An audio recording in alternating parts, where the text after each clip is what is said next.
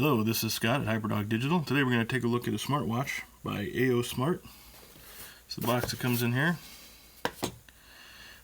Included in the package, you have the watch itself, instructions, the case, which would have held a Microsd card, 8 gig Microsd card, which I've already got installed, and a charging cable, which is USB to micro USB. So here's the watch here. As you can see, this is not your looks an awful lot like a Samsung watch, one of the earlier Samsung watches, but it of course is not.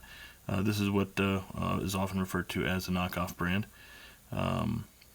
Let's go ahead and take a look at the specs on this guy. So this does come with listed as an HD display. It has a 2 megapixel camera. It does have SIM card capability, so you can throw a SIM card in here and make phone calls, browse the web and stuff without being tethered to your phone. It comes with an 8 gig SD card, micro SD card. It has 128 megabytes of RAM, 64 megabyte ROM. So it's a good thing they do have that 8 gig card included. There are several features and health monitors that are listed, including pedometer, sleep tracker, altitude meter, anti-loss remote, remote for taking a picture with your phone, and so on and so forth. Lots of them listed off the website. It is compatible with both Android and iOS. Has a 380 milliamp battery, 3 hours talk time, and 180 hours standby time. The watch itself does have, it has a decent build to it. There are no parts that are, looks like they're separated or falling off or popping off or anything like that. It is mostly plastic. There's a little bit of metal right here, but other than that, it's mostly all plastic. One end here you have the power button, which obviously is used to turn it on and off. It's also used as a back button. You have your camera here on this end. Charging port here. Speaker, and the straps of course are not hinged, so they are stuck in this position.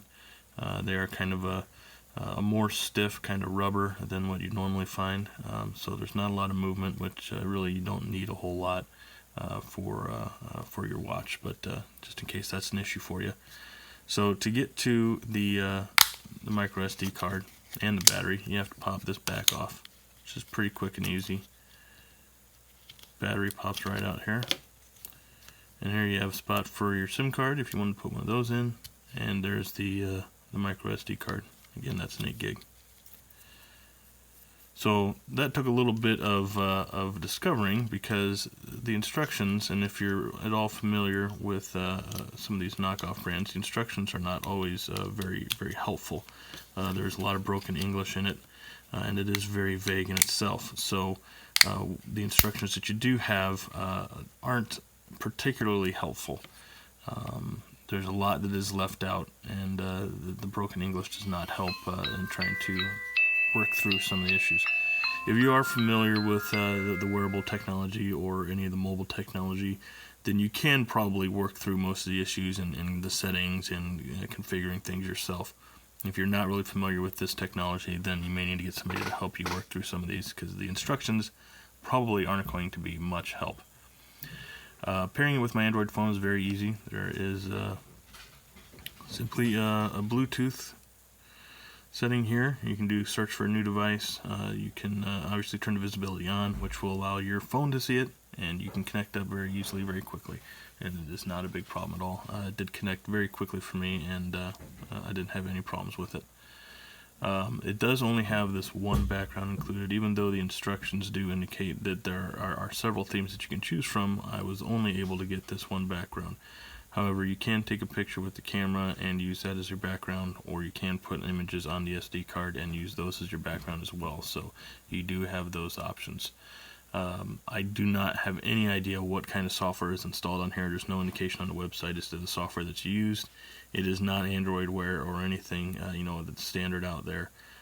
There is no app store that came with it, so what you have on here is what comes with it, unfortunately. Also, as far as the watch faces go, you do only have 3 watch faces. that are currently included.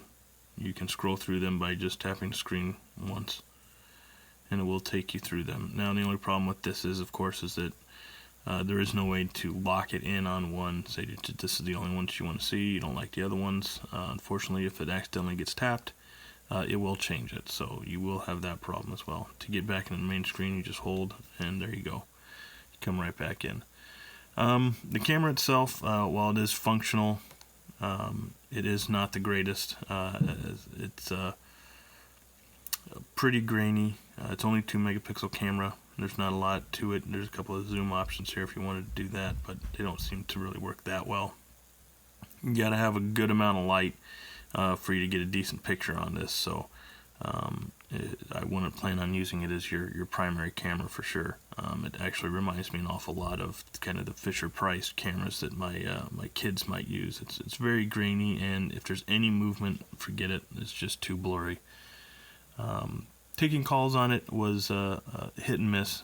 It was okay, but very often the callers could not hear me, or I could not hear the callers. So while it did work, and sometimes it worked very well, but most of the time it was a little iffy. So it does work, but you're probably going to be repeating stuff an awful lot, and may just get too frustrated and end up just going to your regular phone. So, in conclusion, it is a decent watch. It is a little thick for me, though this is not too unusual for most of the type of smartwatches that are out there right now. It does have a decent build, so I don't see it falling apart anytime soon. But it does pale in comparison as far as functionality and customization for sure. When you're comparing it to the flagship models, the Samsungs, the LGs, those type of things. So the question is, why would you want to go with this over one of the flagship models? Well, the obvious answer for that is price. It is only listed as $37. There are a few different options. There are some of these that look almost exactly like an Apple Watch, so if you want to go that route, you can. But the price is definitely the selling point. It's a good entry watch for somebody who wants to try out a wearable, see how it feels, see how it looks, see how useful it is, but doesn't want to spend $150, $250, $300 for one of the premium watches that's out there. So that would be really the only reason you'd want to go with this over one of the other ones, or if you're just not really concerned with having a top-of-the-line watch. You just want something that's going to let you take calls on your phone and see text messages and stuff like that. So there you go. That is the Aosmart Smartwatch, and we will see you next time here on HyperDog Digital. Thank you.